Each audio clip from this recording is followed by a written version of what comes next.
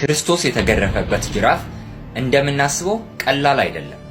ጅራፉ በርካታ ጥንካሬ ካላቸው ቆዳዎች የሚሰራ ሲሆን በመግረፊያው ጫፍ ላይና መሃል ላይ የአጥንት ወይም ደግሞ የብረት ጉጠቶችን ያስቀምጡበታል። እሱም የሚረዳቸው ስጋን ከአጥንት ለመለየት ወይም ደግሞ ቦጭቆ ለማንሳት ነው። የተገረፈውም በሮም ወታደሮች ነበር። በአይሁድ ሕግ መሰረት ሰው ለ40 ጊዜ ያህል ብቻ ነበር የሚገረፈው። ሮማውያን ጋር ግን እንዲህ አይነት ስርዓት የለም።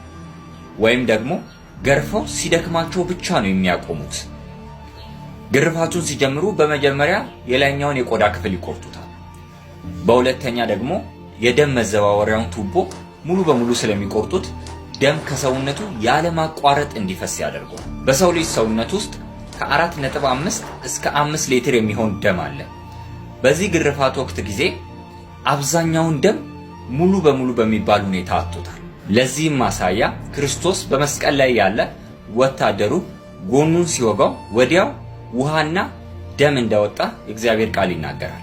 በክርስቶስ ውስጥ ያለው ደም በግርፋቱ ጊዜ ሙሉ በሙሉ ስላለቀ ያ የቀረው ውሃ ነው ከደም ጋር ተቀላቅሎ የወጣው። በዚያ ጊዜ አይሁዶች ወስደው የሰቀሉት ክርስቶስ በፊልም እንደምናውቀው አይነት አልነበረም። ለማየት የሚዘገንንና ሰውነቱ ሙሉ በሙሉ በደም የተሸፈነና ስጋው ከሰውነቱ ላይ ተተልትሎ ያለቀውን ነበር። ኢሳይያስ ላይ እንዲህ ይላል፣ እርሱ ግን ስለ መተላለፋችን ቆሰለ። ቆሰለ ምናልባት ኖርማል ሊሆን ይችላል። ከዚያም ሲቀጥል ስለ በደላችን ደቀቀ ይላል።